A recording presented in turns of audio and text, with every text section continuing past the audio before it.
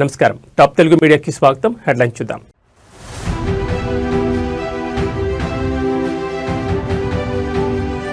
కేంద్ర జలశక్తి మంత్రితో సీఎం చంద్రబాబు భేటీ. ఏపీ ప్రాజెక్టులపై కీలక చర్చ.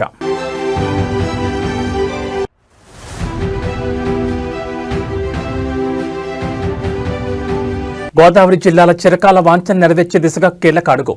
రేపు పవన్ కళ్యాణ్ చేతుల మీదుగా శంకుస్థాపన.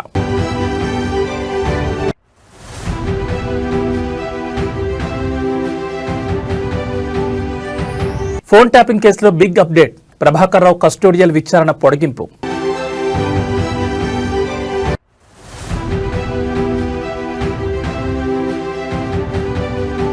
ఢిల్లీని ఉక్కిరిబిక్కిరి చేస్తున్న వాయు కాలుష్యం. ప్రయాణికులకు హెచ్చరికలు జారీ చేసిన ఎయిర్లైన్స్.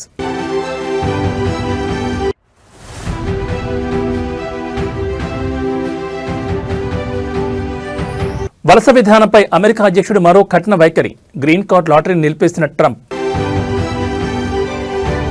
ఇక డీటెయిల్స్ చూస్తే, ఉద్యోగ నియామకాల విషయంలో సర్వీస్ కమిషన్లు వేగంగా స్పందిస్తున్నాయని రాష్ట్రపతి ద్రౌపది ముర్ము అన్నారు. రామోజీ ఫిల్మ్ సిటీలో నిర్వహించిన పబ్లిక్ సర్వీస్ కమిషన్ చైర్పర్సన్ల నేషనల్ కాన్ఫరెన్స్లో మాట్లాడారు. 1950 తర్వాత యూపీఎస్సీ పబ్లిక్ సర్వీస్ కమిషన్ల ఏర్పాటు మొదలైందని తెలిపారు. ఈ కమిషన్ల విషయంలో రాజ్యాంగ నిర్మాత డాక్టర్ బిఆర్ అంబేద్కర్ కీలక పాత్ర పోషించారని పేర్కొన్నారు. ఉద్యోగాల భర్తీలో ఎదురవుతున్న సవాళ్లకు త్వరితగతిన పరిష్కారం అవసరమని చెప్పారు. నియామకాల్లో అత్యంత పారదర్శకతకు ప్రాధాన్యం ఇవ్వాలని రాష్ట్రపతి తెలిపారు. The makers of our constitution and nation builders like Sardar Patel changed the expectations from the public and civil services.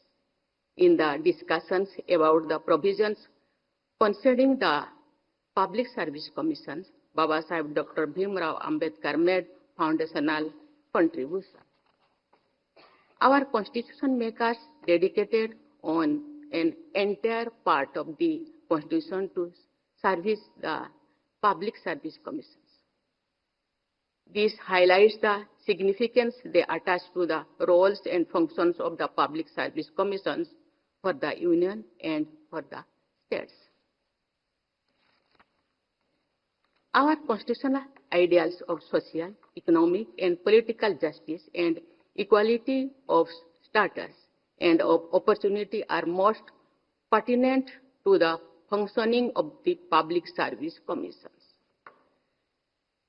The preamble of Constitution, the fundamental right of equality of opportunity in matters of public employment of the directive principles guiding the state to secure a social order for the promotion of welfare of the people indicate the pathway for the Public Service Commissions. The Public Service Commissions should not only be guided by the ideals of equality of opportunity, but should also try to achieve the goal of equality of outcomes. In other words, the commissions are change agents who promote equality and equity. I acknowledge their contribution in guiding this change.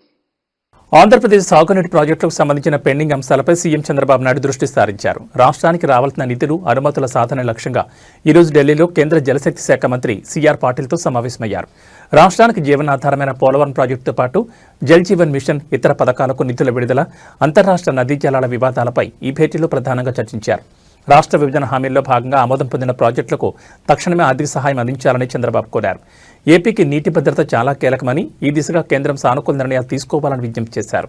Jal Jeevan machine అమలు కోసం 2025-26 ఆర్థిక సంవత్సరానికి అదనంగా 1000 కోట్లు కేటాయించాలని, రాష్ట్ర వాటాగా ఇప్పటికే ఖర్చు చేసిన 524.41 కోట్లకు సంబంధించిన కేంద్ర వాటాను విడుదల చేయాలని కోరారు. అలాగే పీఎం కృషి సించాయ్ యోజన కింద చెరువుల పునరుద్ధరణకు నిధులు మంజూరు చేయాలని విన్నవించారు. పోలవరం జాతీయ ప్రాజెక్టు పనుల పురోగతిని కేంద్ర మంత్రికి వివరించిన సీఎం పెండింగ్లో ఉన్న అనుమతులను వెంటనే మంజూరు చేయాలని కోరారు. రెండో దశ పనులకు అవసరమైన నిధులపై త్వరలోనే సమగ్ర నివేదిక సమర్పిస్తామని తెలిపారు. వంశధార ట్రిబ్యునల్ తీర్పును అమలు చేసి శ్రీకాకుళం జిల్లా కరువు ప్రాంతాలకు ఉపయోగపడే నేరడి బ్యారేజ్ నిర్మాణానికి అనుమతులు ఇవ్వాలని కోరారు.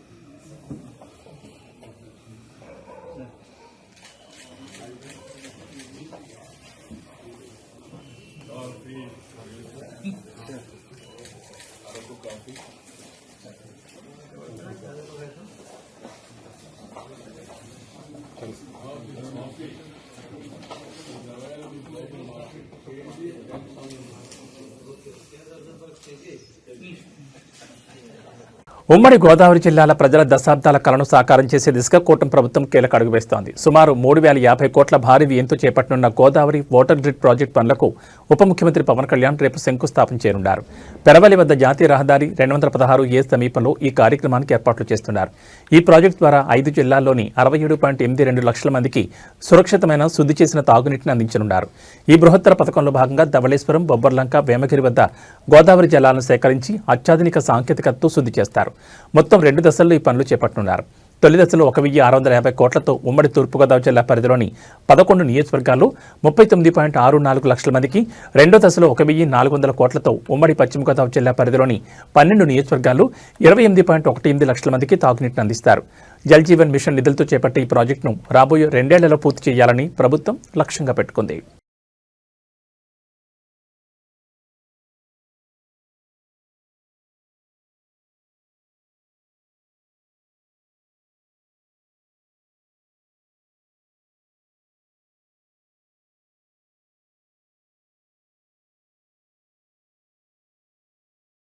కష్టకాలంలో ఉన్నప్పుడు రాజమహేంద్రవరం ప్రజలు తమకిచ్చిన మద్దతు జీవితాంతం గుర్తుంటుందని రాష్ట్ర ఐటీ విద్యాశాఖల మంత్రి నారా లోకేష్ అన్నారు. తూర్పుగోదావరి జిల్లాలో ఆయన పర్యటించారు. రాజమండ్రి విమానాశ్రయానికి చేరుకున్న ఆయనకు అడుగడుగున ఆత్మీయ స్వాగతం లభించింది. బోరుగుపూడి జంక్షన్ వద్ద రోడా చైర్మన్ బోర్డు వెంకటరమణ చౌదరి ఆధ్వర్యంలో, గాడాల గ్రామంలో లాలాచెరువు జంక్షన్ వద్ద రాజమహేంద్రవరం సిటీ ఎమ్మెల్యే ఆదిరెడ్డి శ్రీనివాస్ ఆధ్వర్యంలో, క్వారీ మార్కెట్ జంక్షన్ వద్ద టీడీపీ నాయకులు, కార్యకర్తలు, ప్రజలు పెద్ద ఎత్తున తరలివచ్చి మంత్రి లోకేష్కు గోదావరి జిల్లాల శైలి ఆత్మీయ స్వాగతం పలికారు. ఈ సందర్భంగా ప్రతిభా కళాశాల వద్ద మంత్రి లోకేష్ విద్యార్థులతో సెల్ఫీలు దిగారు. తద్వారా తాను వారిలో ఒకరినే అనే భావనను విద్యార్థులకు కల్పించారు. ఈ సందర్భాన్ని పురస్కరించుకుని ఎక్స్ వేదికగా భావోద్వేగమైన పోస్ట్ చేశారు మంత్రి లోకేష్. గోదావరి ప్రజలతో తనకున్న అనుబంధాన్ని, వారి పట్ల తనకున్న అభిమానాన్ని పంచుకున్నారు. గోదావరి ఎంత స్వచ్ఛంగా ఉంటుందో తూర్పుగోదావరి జిల్లా ప్రజలు కూడా అంతే స్వచ్ఛంగా ఉంటారన్నారు. వారు చూపించే మమకారం, వెటకారం ఎప్పటికీ మర్చిపోలేదని పేర్కొన్నారు.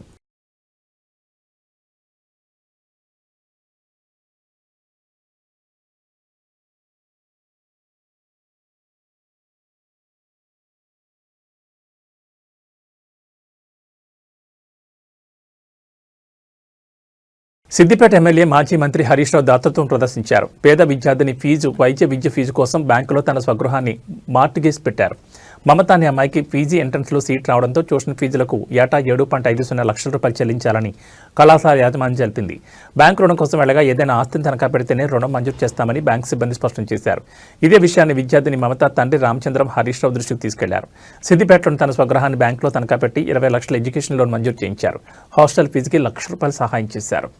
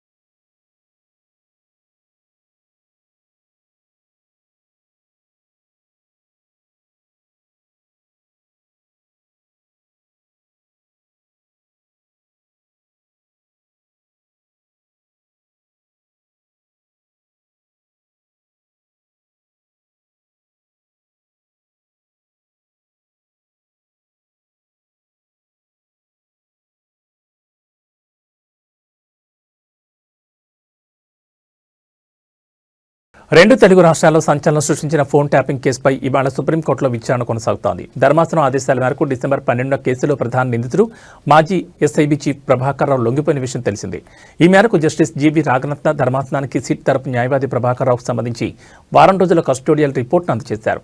అయితే ఆ రిపోర్టులో చివరిగా నిందితుడి విచారణకు ఏమాత్రం సహకరించడం లేదని, మరోసారి కస్టోడియల్ విచారణ అవసరం ఉందని పేర్కొన్నారు. ఇరుపక్షాల వాదనలు విన్న సుప్రీం ధర్మాసనం ఈ నెల 25 వరకు ప్రభాకర్ రావు కస్టోడియల్ విచారణను పొడిగిస్తున్నట్లుగా ప్రకటించింది.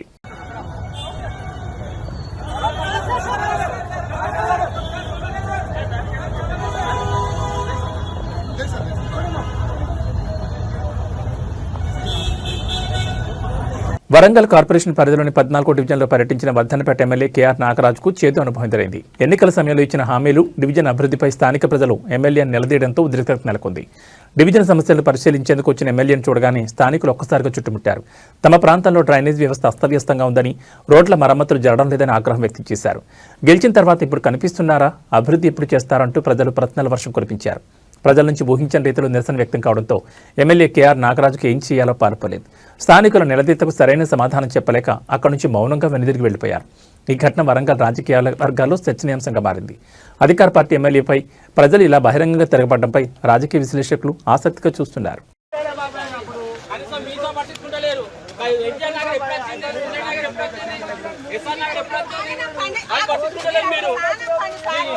ఎవరు గ్రామాన్ని పట్టించుకుంటలేరు మీరు, మీ తల్లి లాంటి గ్రామం లేడు, మా బీజేపీ ఎమ్మెల్యే లేడు, ఉందంటే మేము అడుగుతున్నాం. ఎమ్మెల్యే కాదు, బీజేపీ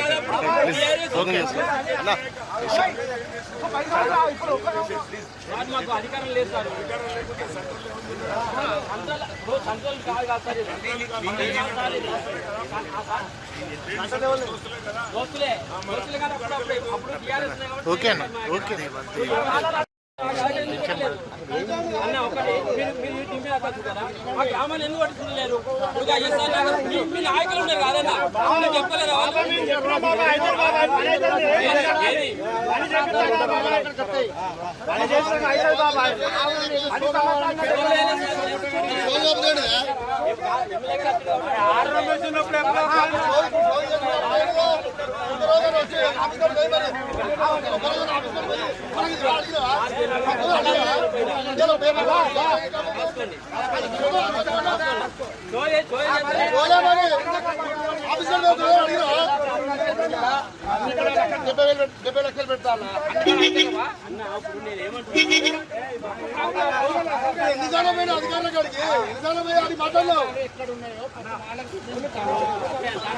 నేడు రెండో రోజు ఐబొమ్మ రవి కస్టడీ విచారణ సాగుతోంది. మొత్తం 12 రోజుల పాటు ఐబొమ్మ రవిని విచారణకు నాంపల్లి న్యాయస్థానం అనుమతించింది. నిన్నటి నుంచి ఐబొమ్మ రవిని కస్టడీలోకి తీసుకుని విచారించిన పోలీసులు నేడు రెండో రోజు కూడా విచారించనున్నారు.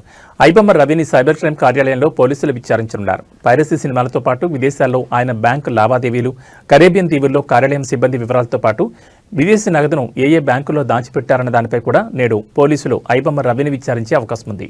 దాదాపు 12 కేసులకు పైగానే ఐబొమ్మ రవిపై నమోదైన నేపథ్యంలో ఈసారి కస్టడీలో విచారణ కీలకంగా మారనుంది.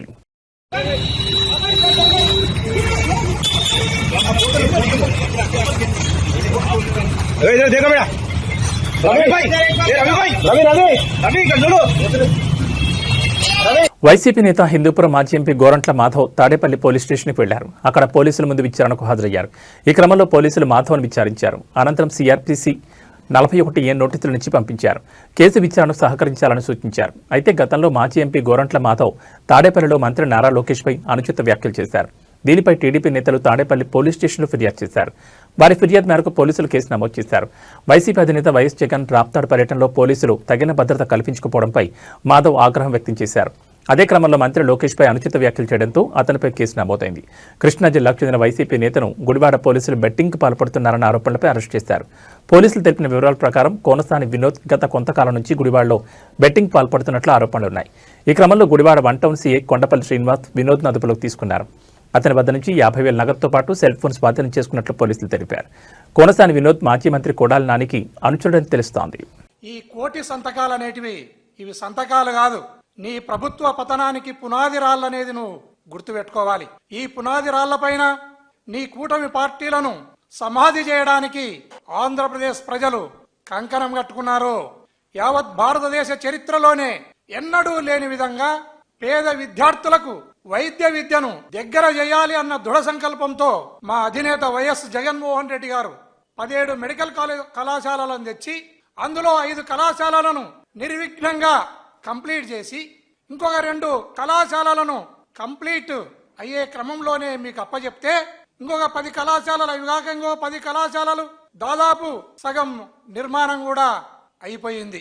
ఇలాంటి దశలో అత్త మీది కోపం దుత్త మీద చూపించినట్లు ఒక కోడలు నీవు జగన్మోహన్ రెడ్డి గారి పైన ఉన్న ఈర్ష్య ద్వేషము పగ ప్రతీకారంతో ఈ రోజు ఆ మెడికల్ కళాశాలలను ప్రైవేట్ పరం చేయాలి అన్న ఒపీనియన్ కు నువ్వు రావటం జరిగింది. విశాఖ హక్కు ఆంధ్రుల హక్కు అన్నట్లు ప్రైవేటు ప్రజల సొమ్మును ప్రైవేట్ పరం చేయడం అనేది నీ జన్మ హక్కుగా నువ్వు భావిస్తున్నావు. ఇది చాలా తప్పు అనేది యావత్ ఆంధ్రప్రదేశ్ ప్రజలంతా కూడా ముక్త కంఠంతో దీన్ని ఎదిరిస్తున్నారు. దీన్ని మీరు గుర్తు చేసుకోవాలి.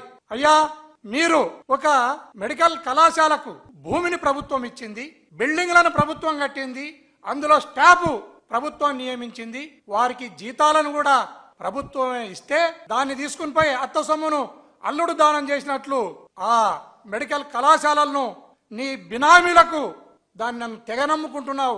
ఇది ప్రజలందరూ కూడా గమనిస్తున్నారు. నువ్వు ఇది జాగ్రత్తగా నువ్వు మైండ్లో పెట్టుకోవాలనేది కూడా నేను తెలియజేస్తున్నాను. అదే కాకుండా ఆ మెడికల్ కళాశాల టీటీడీ పరకామణి చోరీ కేసుపై దాఖలైన పిటిషన్ను ఆంధ్రప్రదేశ్ హైకోర్టు విచారించింది. ఈ సందర్భంగా స్వామివారి కానుకల లెక్కింపులో పారదర్శకత తప్పనిసరని న్యాయస్థానం స్పష్టం చేసింది. భక్తులు సమర్పించే ప్రతి పైసా లెక్క సరిగా ఉండాలని, దొంగతనాలు మోసాలు జరగకుండా చూసే పూర్తి బాధ్యత టీటీడీ బోర్డుపై ఉందని హైకోర్టు వ్యాఖ్యానించింది. ఈ వ్యవహారంలో గత విచారణలో పరకామణి లెక్కింపు వ్యవహారంపై సలహాలు ఇవ్వమన్న విషయాన్ని గుర్తు చేస్తూ ఈసారి టీటీడీ స్టాండింగ్ కౌన్సిల్ను కోర్టు ప్రశ్నించింది. పరకామణి లెక్కింపులు ఇప్పటికీ సంప్రదాయ పద్ధతిలో కొనసాగుతున్నాయా? ఆధునిక సాంకేతికత వినియోగంపై ఎందుకు దృష్టి పెట్టడం లేదని న్యాయస్థానం నిలదీసింది. భక్తుల మనోభావాలకు సంబంధించిన అంశాల్లో ఏ చిన్న లోపం జరిగినా తీవ్ర ప్రభావం ఉంటుందని హైకోర్టు పేర్కొంది. అందుకే టీటీడీలో స్వామివారి కానుకల లెక్కింపులో ఏఐ టెక్నాలజీ, కంప్యూటర్లు, డిజిటల్ రికార్డింగ్ వ్యవస్థలు వినియోగించాలని ఆదేశించింది. లెక్కింపు, పర్యవేక్షణ, రికార్డుల భద్రత అన్ని ఆధునిక సాంకేతికతను జరగాలని స్పష్టం చేసింది. ఈ కేసుకు సంబంధించి ఇప్పటికే 2025 అక్టోబర్ 27న జరిగిన ఘటనపై విచారణకు ఆదేశాలు జారీ చేసినట్లు కోర్టు గుర్తు చేసింది. ఈ నేపథ్యంలో వెంటనే ఒక సమగ్ర ముసాయిదా రూపొందించి 2 వారాల్లోగా నివేదిక సమర్పించాలని టీటీడీ బోర్డును ఆదేశించింది. అలాగే ప్లాన్ బిపై కూడా 8 వారాల్లోగా ప్రత్యేక నివేదిక ఇవ్వాలని స్పష్టం చేసింది.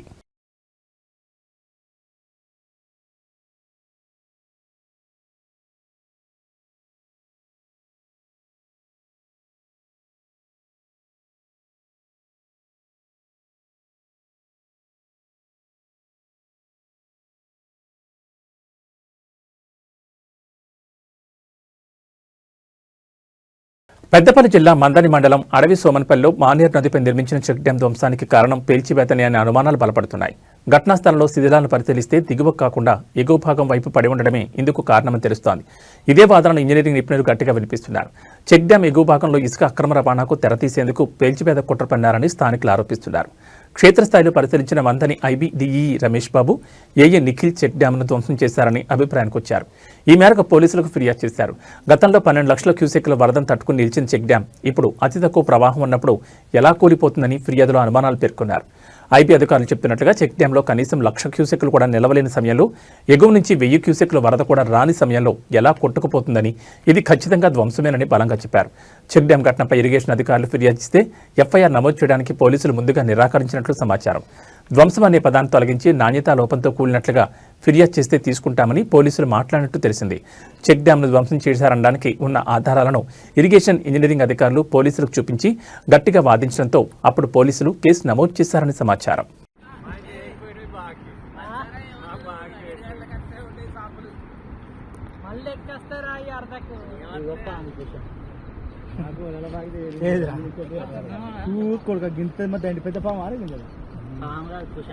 అదే కానీ కూర్చాం నాగబాబు కూర్చాం అది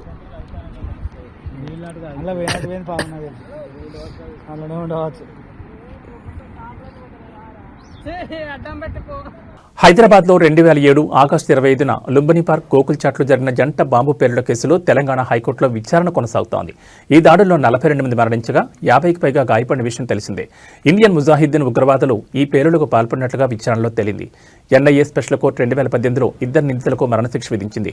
అయితే ఆ తీర్పును సవాల్ చేస్తూ నిందితులు హైకోర్టులో అప్పీల్ పిటిషన్ దాఖలు చేశారు. తమకు మరణశిక్షను రద్దు చేయాలని, లేని పక్షంలో జీవిత ఖైదుగా మార్చాలని వారు ఆ పిటిషన్లో పేర్కొన్నారు. ఇవాళ జరిగిన విచారణలో భాగంగా హైకోర్టు డివిజన్ బెంచ్ నిందితుల మానసిక ప్రవర్తన, ఆరోగ్య పరిస్థితులు, పశ్చాత్తాప ధోరణిని పరిశీలించేందుకు ఇద్దరు మిటిగేషన్ ఇన్వెస్టిగేటర్లను నియమించింది. ఈ మిటిగేటర్లు జైల్లో ఉన్న నిందితులతో మాట్లాడి వారి మనస్తత్వ పరిస్థితి, ఆరోగ్యం మరియు సంస్కరణ అవకాశాలపై నివేదిక సమర్పించనున్నారు. అదేవిధంగా కేసును మరో బెంచ్కు బదిలీ చేయాలని నిందితులు చేసిన అభ్యర్థనను హైకోర్టు తోసిపుచ్చింది. విచారణ ఇదే బెంచ్లో కొనసాగుతుందని స్పష్టం చేసింది. కాగా కేసులో ప్రధాన నిందితులు రియాజ్ భట్కల్ వంటి వారు ఇంకా పరారీలో ఉన్న విషయం తెలిసిందే.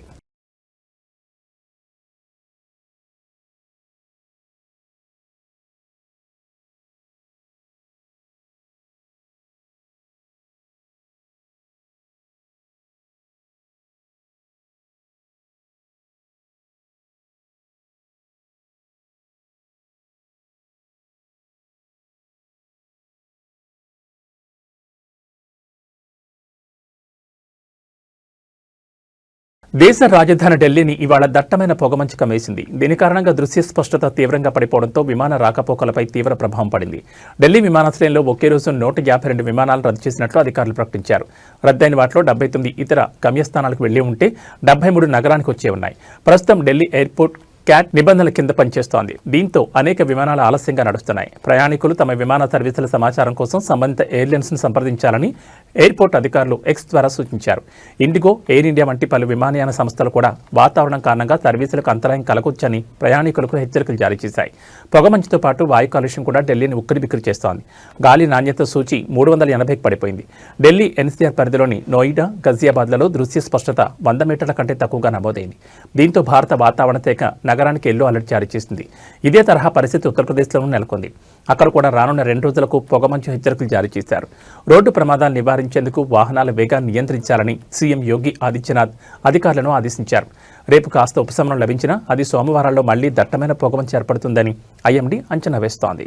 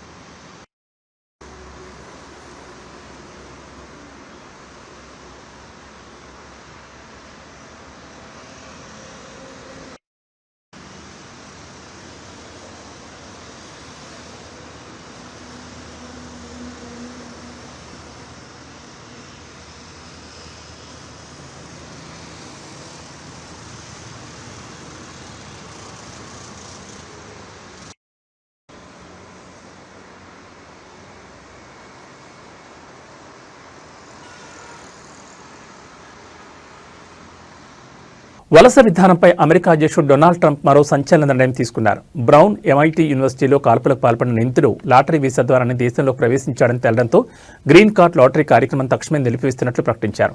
ట్రంప్ ఆదేశాల మేరకు United states citizenship and immigration services ఈ కార్యక్రమం నిలిపివేయాలని ఆదేశించినట్లు homeland security secretary Christie నోమ్ social media platform ఎక్స్లో తెలిపారు.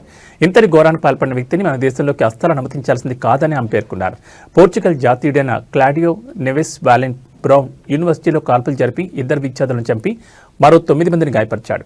అలాగే MITలో ఒక ప్రొఫెసర్ను కూడా హత్య చేశాడు. ఆ తర్వాత గురువారం సాయంత్రం తుపాకీతో కాల్చుకుని ఆత్మహత్య చేసుకున్నట్లు అధికారులు వెల్లడించారు. నిందితుడు 2017లో డైవర్సిటీ వీసా లాటరీ ద్వారానే చట్టబద్ధమైన శాశ్వత నివాస హోదా పొందాడని US అటార్నీ లియా ఫోలీ తెలిపారు. అమెరికాలో తక్కువ ప్రాతినిధ్యం ఉన్న దేశాల వారికి ప్రతి ఏటా లాటరీ పద్ధతిలో 50,000 గ్రీన్ కార్డులు జారీ చేసేందుకు కాంగ్రెస్ ఈ డైవర్సిటీ వీసా ప్రోగ్రాంను రూపొందించింది. ట్రంప్ చాలా కాలంగా ఈ లాటరీ విధానాన్ని వ్యతిరేకిస్తున్నారు. తాజా ఘటనను కారణంగా చూపి తన వలస విధాన లక్ష్యాలను ముందుకు తీసుకెళ్తున్నారని విశ్లేషకులు భావిస్తున్నారు. ఈ నిర్ణయంపై న్యాయపరమైన సవాలు ఎదురయ్యే అవకాశం ఉంది. Well, we keep it, I guess. Where does it go? What does it go to? Well, you have to follow the tanker. You know, you're a good newsman. Just follow the tanker. Do you know where it's going? Was it Follow going it. to Get a helicopter and follow the tanker. Is it true it's going to But we're gonna. I assume we're gonna keep the. ఇవి ఈ bulletin విశేషాలు. మరో బులెటిన్లో మళ్ళీ కలుసుకుందాం. నమస్కారం.